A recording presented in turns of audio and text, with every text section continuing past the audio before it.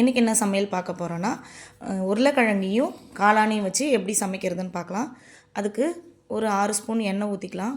ஒரு பிரிஞ்சி இலை, 2 கிராம்பு, ஒரு பட்டை துண்டு நல்லா பொரிஞ்சதுக்கப்புறம் ஒரு பிடி கருவேப்பிலை போட்டுக்கலாம். கருவேப்பிலை நல்லா பொரிஞ்சதுக்கப்புறம் ஒரு 3 வெங்காயத்தை சின்ன சின்னதாக கட் பண்ணி நான் நல்லா வதக்கிக்கிறேன். வதங்கிறதுக்காக கொஞ்சம் கல் உப்பு சேர்த்துக்கிறேன். நீங்கள் தூள் உப்பு வேணாலும் சேர்த்துக்கலாம். இப்போ நல்லா வதங்கிடுச்சு. ஒரு 10 பல்லு பூண்டை நல்லா இடித்து சேர்த்துக்கிறேன்.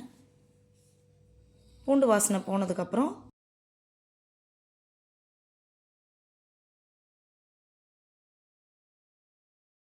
நம்ம இப்போ உருளைக்கிழங்கு சின்ன சின்னதாக கட் பண்ணி வச்சுருக்கேன். அந்த உருளைக்கிழங்கை நான் சேர்த்துக்கிறேன். பூண்டு வாசனை போயிடுச்சு. உருளைக்கிழங்கு சேர்த்துக்கிறேன். உருளைக்கிழங்கும் நல்லா வதங்கட்டும்.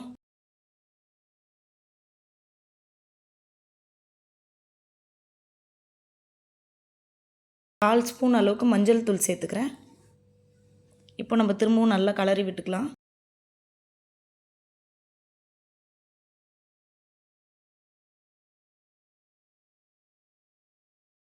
ஒரு ஸ்பூன் அளவுக்கு மிளகுத்தூள் சேர்த்துக்கிறேன். நல்லா உருளைக்கிழங்கு நல்லா வதங்கணும். நம்ம கை விடாமல் கலரிகிட்டே இருக்கணும்.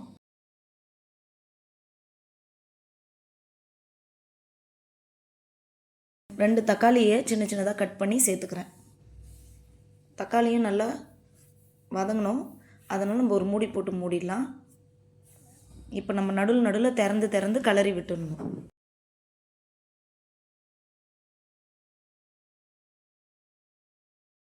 அரை ஸ்பூன் அளவுக்கு கரம் மசாலா, இல்லை சிக்கன் மசாலா, மட்டன் மசாலா, கரம் மசாலா எது வேணாலும் சேர்த்துக்குங்க. ஒரு 3/4 ஸ்பூன் அளவுக்கு மல்லித்தூள் சேர்த்துக்கிறேன். இப்போ கை விடாமல் நல்லா கலரிகிட்டே இருங்க. உருளைக்கிழங்கு நல்லா கொஞ்சம் இது வதக்கிறதுலே பாயில் ஆகணும். இப்போ நம்ம மஷ்ரூம் சேர்த்துக்கலாம். நான் 4 துண்டாக கட் பண்ணி வச்சுருக்கேன். நீங்கள் எந்த அளவுக்கு உங்களுக்கு சைஸ் வேணுமோ அந்த அளவுக்கு நீங்கள் கட் பண்ணிக்கங்க. மஷ்ரூம் சீக்கிரம் வெந்துடும்.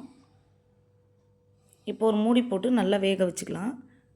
வதங்கும் போதே மஷ்ரூம்லேருந்து கொஞ்சம் தண்ணி வெளியில் வரும். அதுக்கப்புறம் நீங்கள் அதுக்கு உருளைக்கிழங்கு வேகிற அளவுக்கு நம்ம தண்ணி சேர்த்துக்கலாம். இப்போ ஒரு 1.5 ஸ்பூன் அளவுக்கு நான் மிளகாய் தூள் சேர்த்துக்கிறேன்.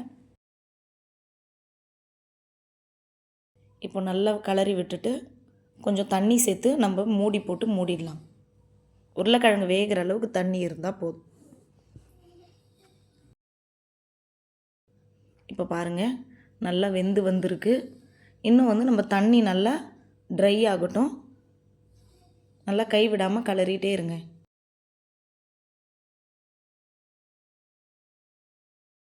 ஸ்டவ் ஆஃப் பண்ணிவிட்டு வேறு ஒரு பாத்திரத்தில் நம்ம மாற்றிக்கலாம். இப்போ கொத்தமல்லி தூவி வச்சுட்டேன். இப்போ டேஸ்ட் பண்ணலாம்.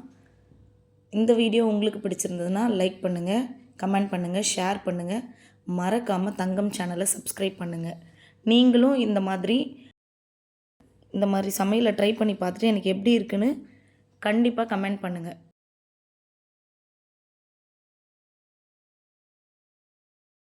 தேங்க்யூ.